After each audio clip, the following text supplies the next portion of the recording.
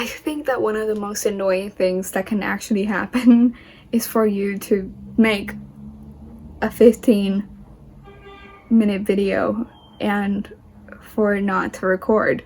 So I have been talking. I even finished the video and then I saw that my phone recorded none of it. And the dogs are barking. Jesus Christ. So the video that I was making and that I'm now making again is my classics for the next year, but in Spanish. So I promised this video last video and I wanted to really bring it to you guys. I think I mentioned in that video that I think that this list is kind of a good one to start with if you are looking into or not really sure how to start in classics, but this is very tailored to me. I have, however, picked authors from different countries and different just places around the world. So I think it's very, I don't know, universal, if that's the word. So if you guys want to read some of these, go ahead. I'd really like to know if some of these titles are familiar to you and what you thought about them. And yeah, let's get started again. The first book that I mentioned was El Quijote de la Mancha, which is a book that is a very classic read for Spanish native students in general and speakers. It's known as one of the very first modern, or the book that started modern literature. I'm not really sure if that's accurate, but it's super fun. It's kind of it is a satire, and it was written by Miguel de Cervantes, who is a Spanish author, and yeah, it was great. It's amazing. I have read it just in sections because it's such a long book, but I really want to challenge myself to read it all in one go. So what is Don Quixote about? It's basically about this old man. He has lived his life already. He's kind of, I'm not really sure his age, but he's old. And he likes to read novels about knights and adventurers and heroes and romances. And he becomes very infatuated with them and decides to just leave everything behind and start an adventure of his own.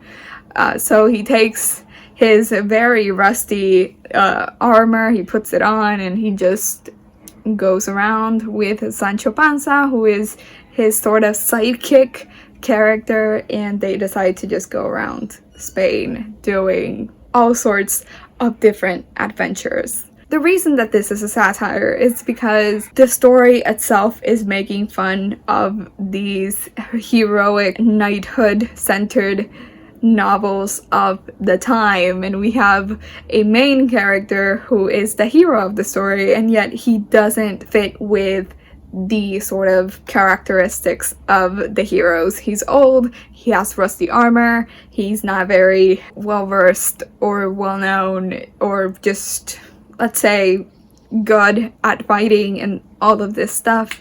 So yeah, it's great. It's a very, very funny story, and I just want to read it in one go.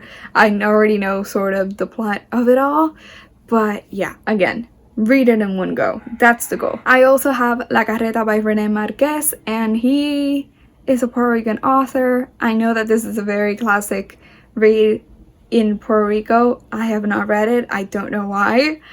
I don't know. Maybe I did, and I just don't remember. But I'm gonna read it next year. And La Carreta is basically this. It follows the story of a family trying to just find a better life for themselves. It's divided in 3 parts. The first one is them just moving from the countryside to San Juan, and then the second part is them in San Juan, and then the third part is them struggling in San Juan and deciding to move to the Bronx and New York, and how they just struggle through it all. So it's a very representative kind of story of what was happening at the time in Puerto Rico, sort of the 40s, 50s, 60s kind of time frame, and I'm really excited to get to it. I don't think it's a very long book. but I'm really excited to get to it and to finally check it off my list. And the third book that I really want to get to is Cien Años de Soledad, or 100 Years of Solitude. I think that this is also a well-known kind of novel. It won the Nobel Literature Prize. So it's very well known, and especially in Latin America. And I think that the reason why it's so intimidating to me, it's because friends have told me that it kind of repeats a lot of names. So for instance, the book happens in the span of 100 years. And because you follow a lot of generations in the same family, men kind of name their kids after them, and those men name their kids after them. So you have kind of the same names even though they're a different person. So I think that that's the confusing aspect of the story, but I also think that that may be a metaphor for something. I don't know, maybe sort of characters repeating the same mistakes. Who knows? This is just me making theories up. But yeah, I really want to get to it. It's, again, a classic, and really excited to check it off my list. Then I really want to read poetry. I think that poetry in Spanish is the best poetry there is, and I have 3 poets that I really want to get to. I think that 3 novels, 3 poets, I think that's, I don't know, great. And yeah, I'm gonna mention some of them. The first one is Julia de Burgos. I have mentioned her before in previous videos. I think she's my favorite poet of all time, and I want to just read all of her poems. I have read a lot from her, I just haven't read all, and I just want to read all. So that's the goal for 2020. She had a very, very wonderful life. She married multiple times. She kind of just followed her own heart as to what she was gonna do with her life. She just studied various things, and it's just, I don't know, she's very inspiring to me. And she died very tragically. I believe that she was found dead in a pavement in New York, and some people kind of theorized that she was suffering from alcoholism, and that's what led her to die. And yeah, very tragic ending, but just a wonderful author, and her work is just a pleasure to read. So she's the first one. The next one is Alfonsina Storni. I believe that she is Argentinian, and like Julia de Burgos, she was a very feminist sort of poet, a very strong one. And she also had a very sad ending. She committed suicide, but I don't know, but she left behind just so many strong and beautiful poems that I really just want to read her more. So I think that one of my favorites is Tu me quieres blanca, which is a poem that really represents the struggles of women trying to fit in to what society dictates they should be. And it's a beautiful poem.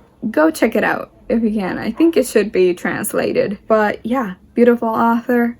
Want to read it all. And finally, the last poet that I want to get to is Mario Benedetti, which I discovered recently. I didn't discover it recently, but I discovered a collection of poetry by him recently. And he's a very romantic sort of poet.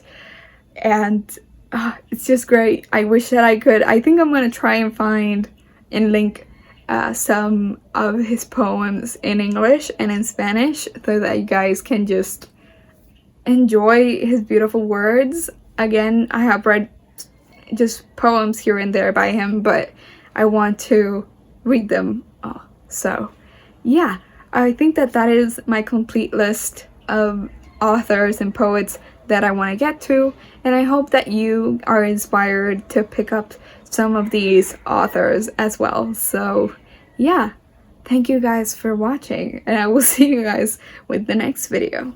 Bye.